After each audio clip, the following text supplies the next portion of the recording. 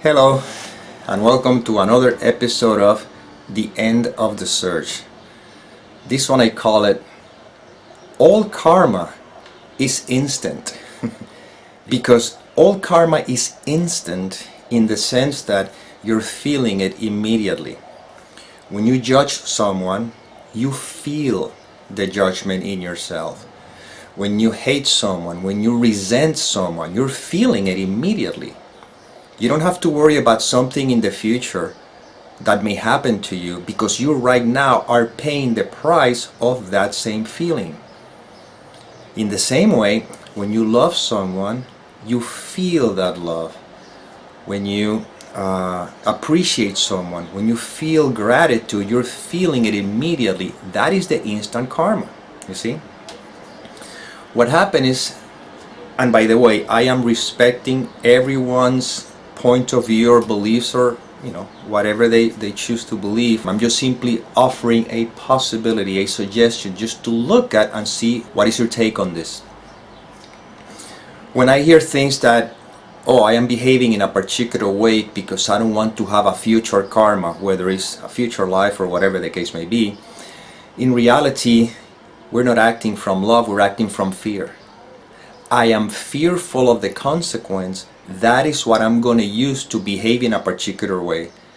And sometimes that may even lead to some sort of a resentment in there, because I feel that my freedom is taken away. Why? Because I'm trying to behave according to certain belief that says, if I don't behave this way, this is what's going to happen in a future karma. Another thing is that we could use that to now punish ourselves. When I find myself experiencing something that is painful or whatever the case may be, whatever consequence in the world of appearance, the mind can go to, oh, it's because in a past life or whatever, now I'm paying the price of that karma. It's a sense of resignation, you see, rather than the aliveness of the moment, which can take the form of very intense feelings and all kinds of experiences. So we're pointing here to the recognition that we simply are.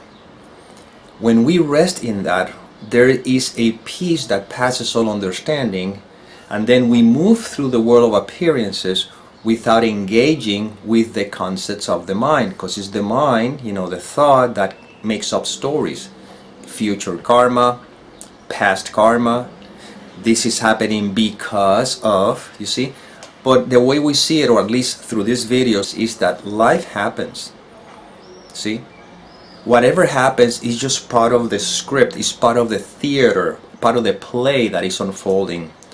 If I don't engage the mind, if I don't let the mind interpret, translate what's happening, then I can experience that peace that passes all understanding, because I'm not letting the fear, the mind, to try to somehow make sense of anything here. Now you have to remember this. These videos are pointing to something that is even transcends that. These videos are pointing to the fact that I am, to the I amness, you see, in which the mind has no room to play, you see. In the I am, that I am, in the I amness, this is all there is. The mind is the one that came up with the original thought, which I refer to as the original sin or the fall, which is basically an innocent thought that says, I am a separate individual. A baby is born, the baby, within the world of experience, within the illusory world, the baby is born, but the baby simply is, you see, until he learned the first thought that says, I am something. That sense of something is the fall, you see, because now the baby experiences himself or herself as something separate from everything. And then he begins to add more thoughts to that to solidify and corroborate that. How do I know that I am different? Because I see around me and I see how everyone behaves according to their differences.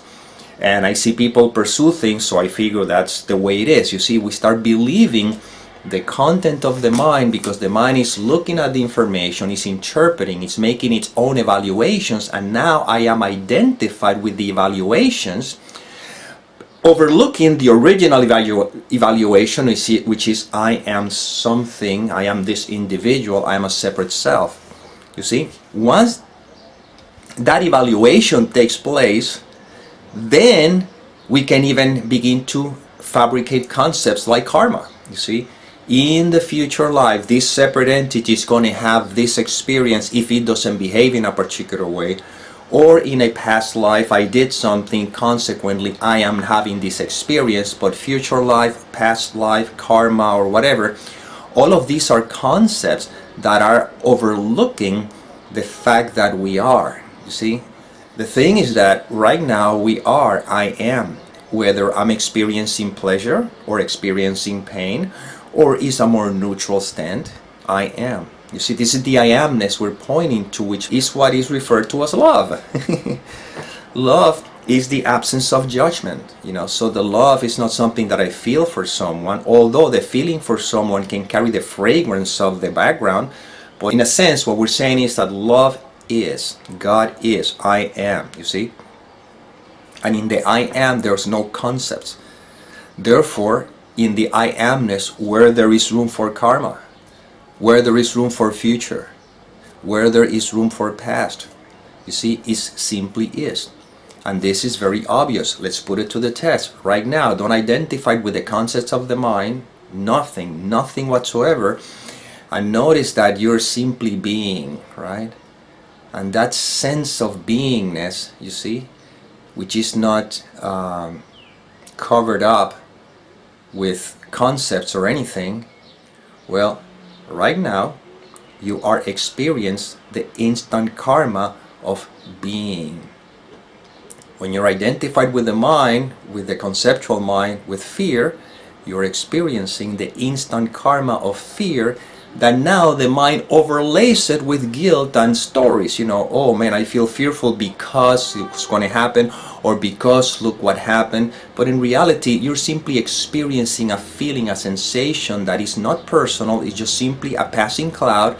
But because the mind used whatever concept to hold on to that feeling, and of course it uses them to attribute it to this individual. You see, now I am an individual, first thought, you know, original sin.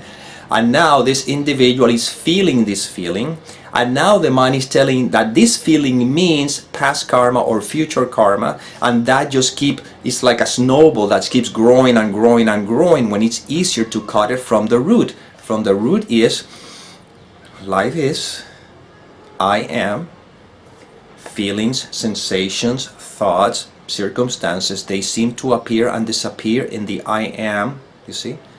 And if you rest in that, you will experience the eternal karma of peace, you see, which is not really the karma of, but because we're talking about that particular subject, what you experience or experiencing life is what is, and that's it. That's the peace that passes understanding. That's the happiness that is unmoved, unshakable.